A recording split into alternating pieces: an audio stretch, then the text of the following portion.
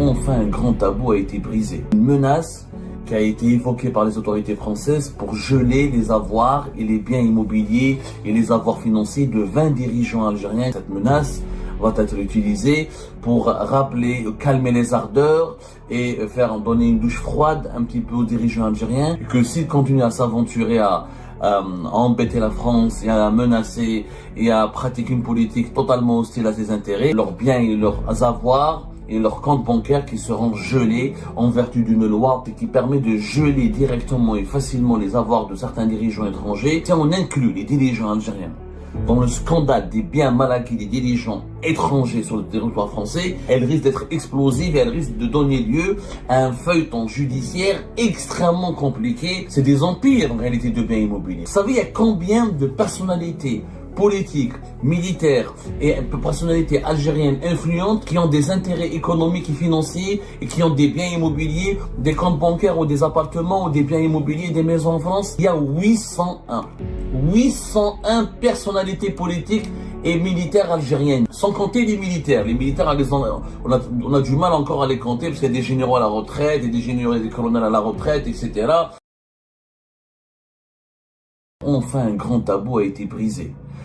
Pas totalement brisé, puisqu'on parle aujourd'hui en France d'une menace qui a été évoquée par les autorités françaises pour geler les avoirs et les biens immobiliers et les avoirs financiers de 20 dirigeants algériens qui occupent des fonctions au plus haut sommet de l'État français. Cette menace va être utilisée pour rappeler, calmer les ardeurs et faire donner une douche froide un petit peu aux dirigeants algériens qui seraient tentés de continuer leur politique anti-française. La France serait obligée, face à ces comportements hostiles, de rappeler à ces dirigeants algériens qu'ils ont des biens, ils ont des comptes bancaires en France, ils ont des biens immobiliers, ils ont des intérêts financiers et des intérêts économiques, et que s'ils continuent à s'aventurer à embêter la France et à la menacer et à pratiquer une politique totalement hostile à ses intérêts, la France sera obligée de se défendre en annonçant directement une liste de leurs biens et leurs avoirs et leurs comptes bancaires qui seront gelés en vertu d'une loi qui existe depuis, qui a été élaborée depuis fin juillet 2024 et qui permet de geler directement et facilement les avoirs de certains dirigeants étrangers qui travaillent ou qui sont coupables ou qui sont impliqués dans des actes d'ingérence étrangère. Il faut savoir qu'en France, il y a des dispositifs et des lois qui luttent contre la corruption et le blanchiment d'argent, et qui ont été utilisés, par exemple, dans les affaires de biens mal acquis de plusieurs dirigeants étrangers, notamment des dirigeants de la Guinée équatoriale, de la Congo-Brazzaville, du Gabon, un ancien cousin au Bachar al-Assad en Syrie, surtout la Guinée équatoriale, où le fils du président de la République de Guinée équatoriale a été condamné, il y a de cela pas longtemps, par exemple, c'est le vice-président de la Guinée équatoriale, Théodorin Obiang, qui a été condamné, c'est jusqu'en février 2020.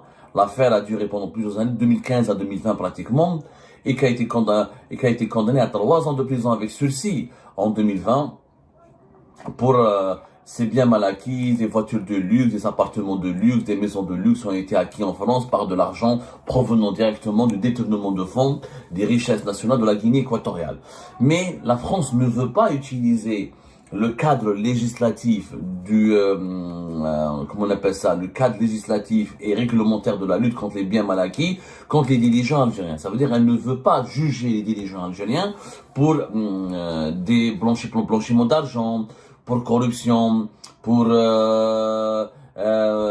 transfert illicite de devises. En fait, en France, il n'y a pas, l'affaire des biens mal acquis, elle risque d'être explosive si on inclut les dirigeants algériens dans le scandale des biens mal acquis des dirigeants étrangers sur le territoire français.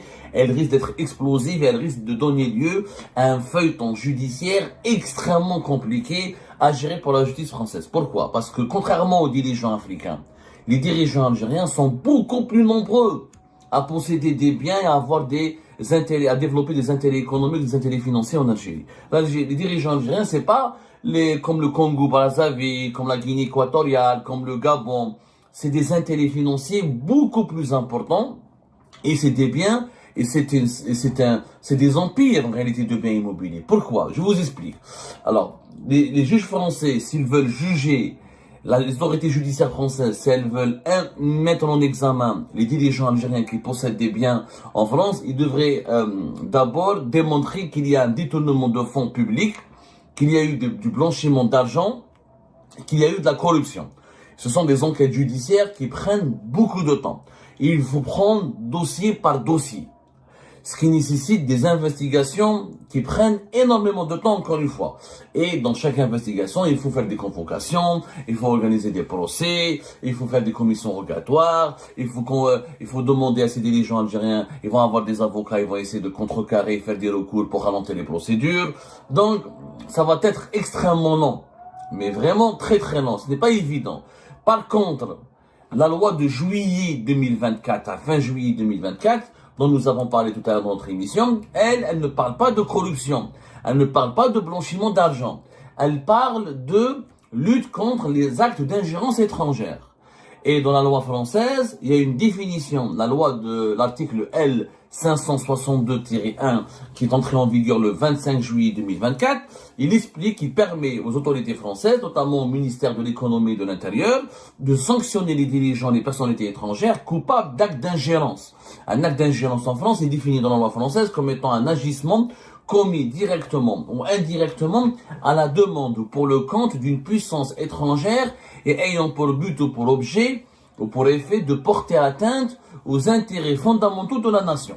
Donc, c'est cette loi que la France voudrait utiliser, selon les révélations qui ont été faites jusque-là, contre les dignitaires du régime algérien pour les empêcher d'utiliser leur propriété immobilière ou leurs biens ou d'utiliser leur compte bancaire pour une période de 6 mois renouvelable.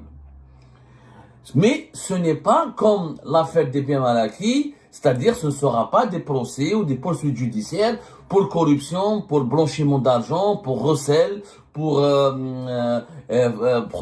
financement d'activités immobilières ou économiques en France par des fonds illicites provenant de l'étranger, par des fonds publics illicites, par des détournements de fonds publics depuis l'étranger ou dépendent d'un État étranger. Ça va être très compliqué. Pourquoi?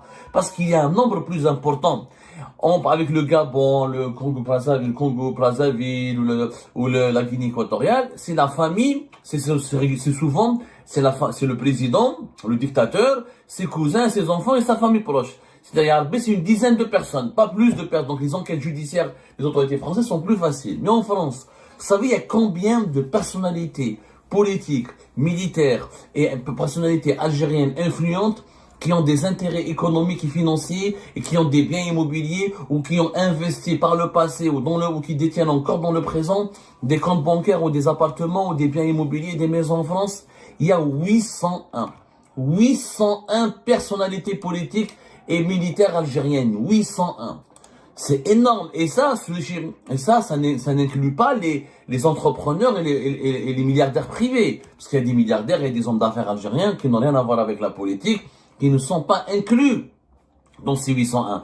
On parle de 801 membres de la nomenclatura algérienne qui ont des intérêts financiers en France et qui viennent en France régulièrement. Et ça sans compter les militaires plutôt.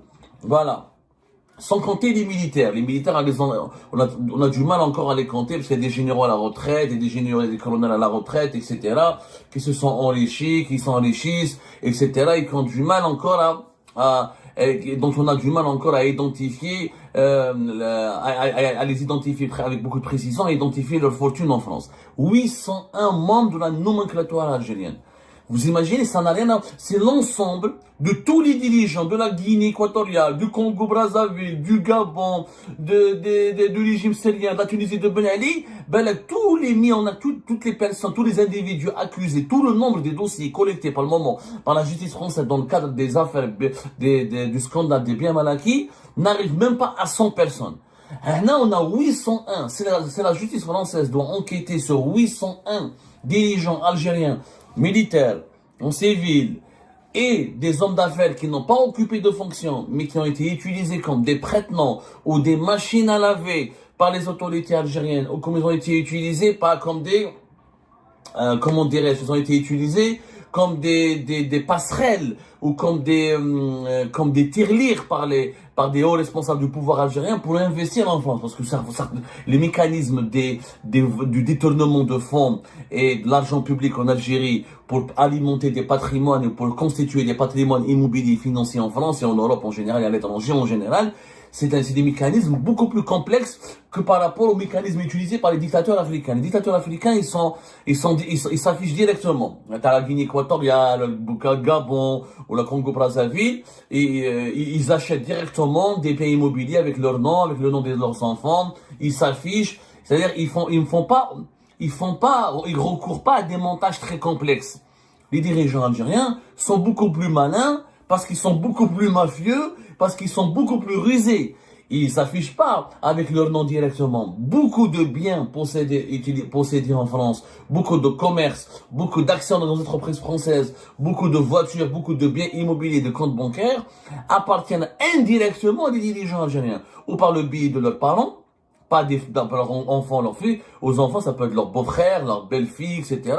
Ou par le biais de prête-noms, ou par le biais d'hommes d'affaires. Il y a des hommes d'affaires algériens qui achètent des appartements en leur nom, mais qui les attribuent, qui les offrent par la suite aux enfants des généraux, aux enfants des ministres, aux proches du président, etc., pour qu'ils soient utilisés. Mais quand on fait des enquêtes, l'appartement n'appartient pas au fils du président ou du général ou du ministre, il appartient à un homme d'affaires qui l'a utilisé. Et souvent, ce sont des hommes d'affaires, des entrepreneurs qui ont une double nationalité. Ce sont aussi des Français, pas uniquement des Algériens. Donc il y a beaucoup de mécanismes très sournois.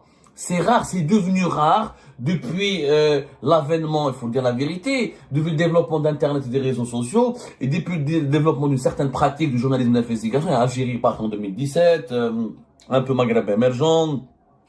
Et puis il y a eu la presse internationale qui s'intéresse de plus en plus à l'Algérie. Les dirigeants algériens prennent des précautions. Ils savent très bien qu'en France, quand on achète un appartement, il y a des actes immobiliers, les statuts, les actes des entreprises sont publiables, ils sont accessibles. Les actes de registre les tribunaux de commerce en France publient les actes, publient les registres de commerce, publient les statuts, l'identité des actionnaires. Tout doit être transparent. Le dépôt des bilans, le dépôt des actes constitutifs des sociétés, le dépôt des actes notariés, tout est transparent. Donc, les dirigeants algériens, de premier rang, ceux qui volent beaucoup, ceux qui ont beaucoup de patrimoine, beaucoup d'argent à l'étranger, notamment en France, ils recourent à des nouveaux mécanismes. Ils affichent pas leur identité directement. Ils utilisent des prête-noms, ils utilisent des intermédiaires, ils utilisent leurs parents, qui ne portent pas souvent leur nom, ou leur même nom de famille, des parents lointains. Donc, mais les autorités françaises, les services secrets français le savent. Nous, on le sait. Moi, je suis journaliste français, je suis journaliste algérien établi en France, je le sais. Mes confrères français le savent. Les services secrets, les autorités françaises le savent aussi. Quand vous avez quelqu'un qui, du jour au lendemain, il était vendeur de chaussures, ou là, il était un simple commerçant à Alger, ou là, à Oran, ou là il était un simple cordonnier, ou là il était une simple supérette à Alger ou la Tizi Ouzou, et du jour au lendemain il a 3-4 appartements à Paris ou là à Bordeaux, dans les grandes villes françaises, c'est-à-dire qu'il y a derrière quelque chose. Il est utilisé régulièrement comme une machine à laver. On appelle ça la technique de la machine à laver, c'est-à-dire qu'on utilise une activité légale pour blanchir de l'argent sale qui vient d'activités illégales, notamment le détournement d'argent public ou le détournement d'argent public qui viendrait des caisses d'un État étranger, le financement public d'un État étranger. C'est de l'argent public détourné en Algérie qui est blanchi par un entrepreneur privé à partir d'une activité en France, et ça permet d'acheter des biens immobiliers ou d'avoir des comptes bancaires en France. Donc c'est très important de comprendre que les autorités françaises, si elles ouvrent le dossier des biens mal acquis de la nomenclature algérienne, ça va être une bombe. Les tribunaux français, excusez-moi, seront saturés. Il faudra des longues années d'investigation, tellement la mafia algérienne, elle est structurée, elle est habile, et la mafia algérienne, la mafia politico-financière algérienne, elle connaît très très bien la France, elle connaît les lois françaises, elle connaît les vides juridiques, elle connaît les failles de dispositifs juridiques français, parce que quand tu utilises par exemple quelqu'un qui a la double nationalité, tu peux pas saisir si bien. aussi facilement, parce qu'il y a la nationalité française, tu ne peux pas priver ses biens aussi facilement, tu ne peux pas demander son extradition, la justice française est obligée d'enquêter, d'investiguer, et on en parlera après. Il y a malheureusement aussi, au niveau français, une certaine complicité. Il y a une complicité avérée de la part de la France pendant des années. Moi, je le dis, beaucoup d'opposants algériens le disent, beaucoup de journalistes et d'intellectuels algériens le disent. La France a laissé faire des dirigeants algériens qui ont pris de l'argent en Algérie pour voler, en volant de l'argent en Algérie. Ils se sont offerts des appartements de luxe, ils se sont offerts des biens immobiliers, des comptes bancaires ici en France. Ça, il y a une complicité, on en parlera plus tard. Mais pour le moment, retenez un chiffre impressionnant. 801 membres de la nomenclatura, 801 membres de la classe dirigeante algérienne ont des intérêts financiers en France. À travers ou des biens immobiliers, ou des comptes bancaires, ou des commerces, ou des entreprises, ou des participations des activités économiques. 801, c'est énorme. C'est pour ça que les autorités françaises, si elles veulent affaiblir le régime algérien, si elles veulent le déstabiliser, elles ne peuvent pas recourir à la voie judiciaire. Ça prendra des années pour judiciariser tous ces dossiers, lancer des enquêtes, et les identifier, démanteler les complicités, identifier tous les biens, tenter de les saisir. C'est pour ça que les autorités françaises ont préféré utiliser une autre loi, celle de fin juillet 2024, qui criminalise et qui lutte, qui permet de geler les avoirs des personnalités étrangères responsables ou impliquées dans des actes d'ingérence étrangère hostiles aux intérêts fondamentaux de la nation. Cette loi a été faite pour se prémunir contre l'influence malsaine et le lobbying russe en France. Elle va être utilisée contre le lobbying et l'influence malsaine et hostile des lobbies du régime algérien en France. Donc c'est cette loi qui va être utilisée. Sur le plan juridique, les biens mal acquis des dirigeants algériens, le jour où la justice française va ouvrir ce dossier, je peux vous assurer, il faudra créer une juridiction à part, il faudra créer un tribunal spécifiquement dédié à cette affaire, tellement les dossiers sont nombreux.